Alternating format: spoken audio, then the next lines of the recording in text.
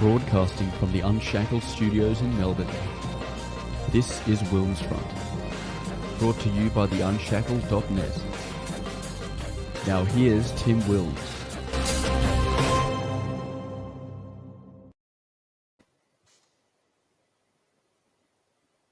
Hello, everybody, and welcome back to another WilmsFront show. It's been a while. Tonight is Thursday, 30th of September, 2021. We are live on the WilmsFront YouTube and video channel. It is 8:30 p.m. here in Melbourne, Victoria, where after 56 days of lockdown number 6, the state broke another daily case record of 1,438, which, of course, Dan says was our fault. Now, maybe if Victoria Police had raided all the grand final gatherings on the weekend, the cases may have been lower, because that's the style of lockdown we've had in Victoria, brute force police enforcement. Many Australians believe that last year the police state lockdowns were a uniquely Victorian phenomenon, but in 2021, the New South Wales Police Force gave their counterparts a run for their money in being the most brutal police force in the country. As was the case in Melbourne, after with last year's lockdown, the growing anti-lockdown, anti-jab, pro-freedom movement has grown in Sydney.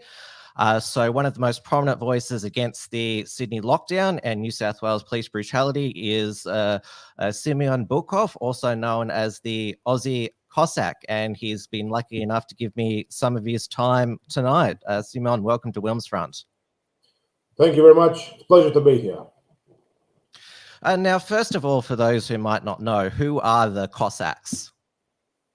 The Cossacks, they were fiercely loyal to the Russian Tsar, and they're some historians and some Cossacks consider themselves to be a people, but in regards to the Cossacks that we originate from, the Boikov Cossacks, that army was founded in 1851 in the Boikov region, which is southeast of Lake Baikal, the deepest freshwater lake. And the Cossacks were horsemen and border guards, and they were like how do you put this? At that time in the Russian Empire, they were very strict castes. They had the nobility and the serfs. So the Cossacks enjoyed freedom, relative freedom, and but they paid with blood and honored their service to the motherland, always fighting the country's enemies. So in particular, the most famous Cossack hosts or armies are the Don and the Kuban Cossacks, being in the western parts of Russia, and the Siberian Cossacks, for example, the Baikal Cossacks. They appeared much later, in the late 1850s. The Cossacks were, the communist revolution, were on the side of the Tsar predominantly, and thus joined the White Army, fighting against the communists. Once the White Army forces were on the retreat, were defeated, a lot of the Cossacks fled the Soviet Union and made their way to overseas, to Australia, to New Zealand, Argentina, America, and whatever Cossacks were remaining in the Soviet Union were exterminated. There was actually a genocide committed against them. So they were shot, and a very tragic event. Millions of Cossacks were killed. Well, despite that, your peoples are reviving in Russia and all around the world. Well, because of your Cossack advocacy, you've already in Australia experienced law enforcement surveillance and harassment. You've been accused of being one of those Russian agents or operatives. You and Trump have that in common. So you're never going to be a pushover for the New South Wales Police when they started targeting you during the lockdowns. Well, of course, that's an outrageous allegation. The whole point is Australia doesn't forbid multiculturalism. Australia, in fact, promotes multiculturalism, and just as all through Australia's history, Russians were viewed as some kind of strategic military threat. If you look at up and down Wollongong and Newcastle coast, and even in Sydney Harbour, Fort Denison, There are gun emplacements and cannons and fortifications built against the Russians. And Tasmania, there are even guns facing Antarctica because they feared during the Crimean War a potential Russian fleet invasion from the side of Antarctica. Complete nonsense, of course. And of course, Reds under the beds. The fear campaign that was waged on the Australian people, and the Russians were just used as a pretext. The best way to control a population is to have some kind of a fear factor there. So the Russians always suited that role for the powers to be. It was the British who very effectively used the Russian threat to maintain control and influence over the colonies. And Australia, as we know through historical examples, and I'm happy to quote those examples, was succumb to this speculation of a Russian threat. The British forced the Australians in the 1850s Crimean War to pay money to the British war campaign, the Patriotic Fund. And the Australians had no need to be against Russia and be involved in the Crimean War. The British, the French, the Turks, they ganged up against the Russians in Crimea. Hence, the famous battles that took place in Balaclava and so forth. And there are places all over Victoria named after those battles, Balaclava and Sevastopol, or in Russian Sevastopol. And in fact, Russian guns were seized during the battle. Huge Russian naval cannons were seized during the battle, taken back to London. And the British, in order to project their imperialistic might and their influence and dominance over the colonies, they sent these cannons out to their far and wide to their colonies, and instructed the Australians to mount these cannons in a very obvious place in the centre of the Sydney. There 2 cannons were put into Sydney, and now they've been moved to Centennial Park. Adelaide has 2, Tasmania has 2, and Victoria has 2 in the I think it's Victoria Barracks. We're actually trying to get these cannons back and return them to Russia. There's a lot of history, by the sounds of it, that we haven't been taught in Australia. Well, we don't get taught much history. The main thing is to remember, Russia was never an enemy of Australia. It was always a superimposed threat. And at the moment, it's actually, now it's sort of receded, shall I say, this anti-Russian agenda. But, during the last sort of 5 years, since the downing of MH17, there was a lot of anti-Russian rhetoric in the media. And, I'm convinced the Aussie people don't buy that. Aussie people never have any problems with Russians, and Russians don't have any problems with Aussies. They have a lot in common. In fact, we both like to have a vodka, and the Aussies like to have a schooner. And, the area I come from, Boikov, was founded as a convict area. Australia was also founded as a convict country. And, there's a lot of camaraderie in the ANZACs. A lot of Russians actually served as volunteers in the ANZAC Corps. After the Australian and New Zealanders, the Russians were the 3rd highest denomination. Went off to Gallipoli, and I might take this opportunity to, speak in memory of Peter Chervin, who was a Russian ANZAC, living in Sydney at the outbreak of World War I. He enlisted as a volunteer into the ANZACs. He didn't have Australian citizenship, but he felt like it was his duty to go off and defend country. When I say country, I mean Australia and Russia, as Australia and Russia were allies. Peter Chervin fought heroically in Gallipoli and went over the top twice after the battle to drag out wounded Aussies under a hail of gunfire and shrapnel. He was awarded bravery awards, and Peter Chervin was, well liked by the ANZAC troops. And when they were on the ship on the way back to Australia after the war's end, Peter was full of medals, decorated veteran of the war, coming back to Australia. And there was a lot of anti-Russian bullying because of the revolution. And he was the only Russian on board the ship, even though he was an ANZAC.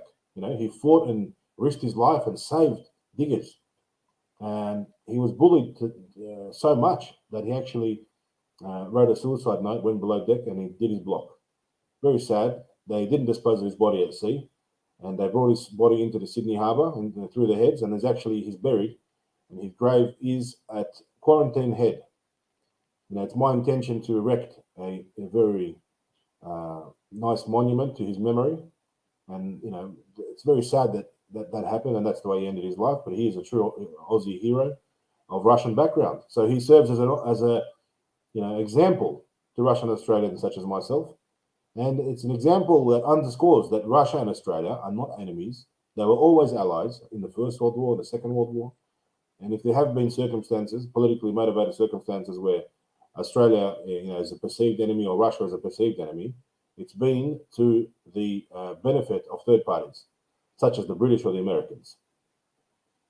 Yeah, I don't think ordinary Australians have bought the mainstream media Russia boogeyman propaganda. Now, let's go. Well, let's start with just your day. You've had a busy day. You've just come off a live stream with Ricardo Bossi, and you were double booked for court appearances today at 2 magistrates courts.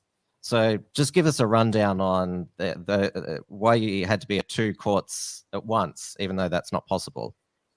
Well, I think that it's a blessing in disguise. You can't really get out of the house these days to do any protests. So I'm very happy when I get dragged into the courts. Put on my best suit, I drive the Land Cruiser, put the Ned Kelly Eureka flag on the back and the red ensign and the Aussie flag, park it right out the front of Downing Centre, and enjoy my day. The courts are clogged. They're clogged with so many different,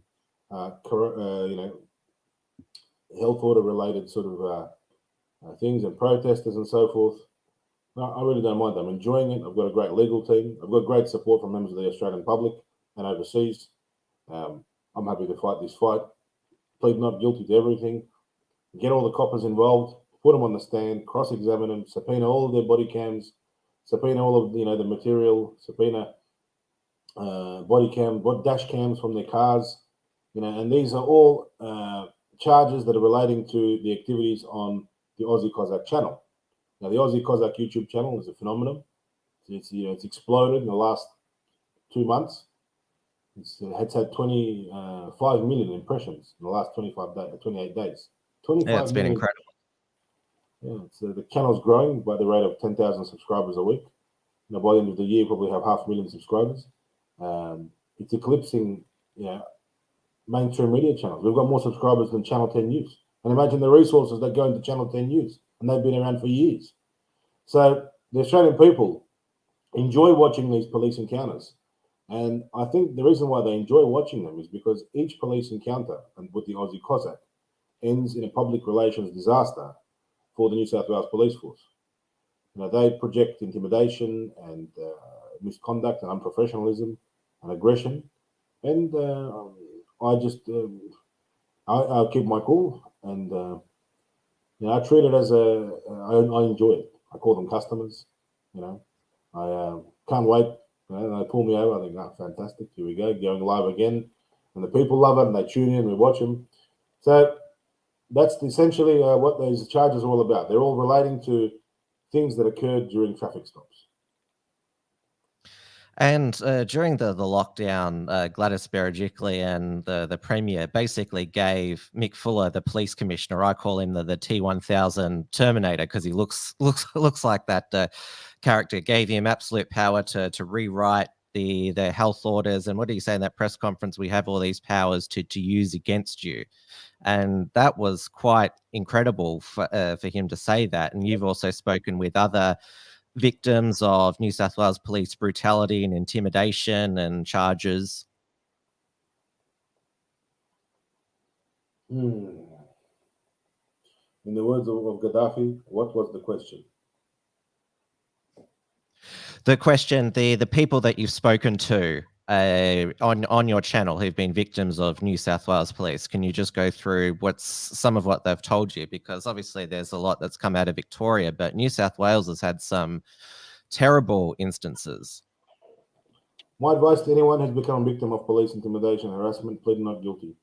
Every single charge that is out there must be not guilty, not guilty, not guilty. Adjourn, clog the system up. If we have to, we'll get arrested. 300,000 of us. They don't have enough cells. They don't have enough police. They don't have enough vans. They don't have enough corrective service officers. They'll have to release all the prisoners that are in there to put us in. Or I don't know what's going to happen. Or they're going to have to call the UN in to deal with the population. Who knows? A lot of what they do is bluff and bravado. Now you've been on Alex Jones' InfoWars. You've helped to tell the rest of the world what's going on in Australia. And for those who haven't seen it, Alex Jones wants to actually organise protests outside the Australian embassies, which would be incredible. I'm glad that the world is now finally paying attention. Well, there, I'm glad you said it was Alex Jones's idea. It wasn't my idea, for the record. And, I know, actually, but there is a protest in London tomorrow. 10 p.m. Australian time in London. There's going to be protests outside Australia House. Cool. Which is... Anyway, I wish everyone out there all the best, and the protesters who are supporting Australians. It's much appreciated. And to all the viewers of your channel, thank you for getting on. I'm going to have to give a call to Ramzan Kadyrov now from the Chechen Republic. And look, God bless you and wish you all the best. Good on you, mate. Thanks for having me on. Appreciate it. Thank you so much for your time. All the best. As you can see there, Aussie Cossack is a busy man there. And so it was grateful that I could have some of his time there. For some of you to say, quick interview, it's a good interview there. So, well, it's good for me because my featured interview is over there. Sorry, Senator Slayer, I didn't have time to read out your super chat. Mr. Cossack, I'm a journalist from the ABC. What do you say about the allegations that Putin is your dad, fact or fiction? Yes, Aussie Cossack was on the recent Four Corners episode where which was on Russian influence in Australia, and also made allegations that Simeon was a foreign fighter going over to Russia, Ukraine, and what is it, Asia. They've been monitoring for a number of years, but they haven't been able to pin anything on him. And what is it, that Four Corners episode? They also they had this, what is it, Russian espionage expert who said, oh, Simeon's newspaper, Russian Frontier, said some mean things about me. Oh, that's so terrible. Yes, it was quick. He's a busy man. So as he said, he's got a phone call with one of the Chechenian leaders there, as he said. Yes, it was. But thank you, so everyone, for watching tonight. I'll be back tomorrow night with Trad Tasman Talk with Stephen Berry. It will be on the WilmsFront channel because the Unshackled channel got a strike for a Richard Wollstonecroft report from Tiger Mountain, which was deleted by YouTube for misinformation about 5 minutes after it was uploaded. So 6 p.m. Melbourne time on the WilmsFront YouTube and DLive channel there. So thank you everyone for watching. I hope that you enjoyed my quick interview with Simeon, and I'll see you tomorrow night. Good night, everybody. Thanks for tuning in to WilmsFront. Visit timwilms.com or Rational Rise TV to view the archive of episodes. And keep visiting theunshackled.net to view all our shows and to keep up with the latest real news and analysis.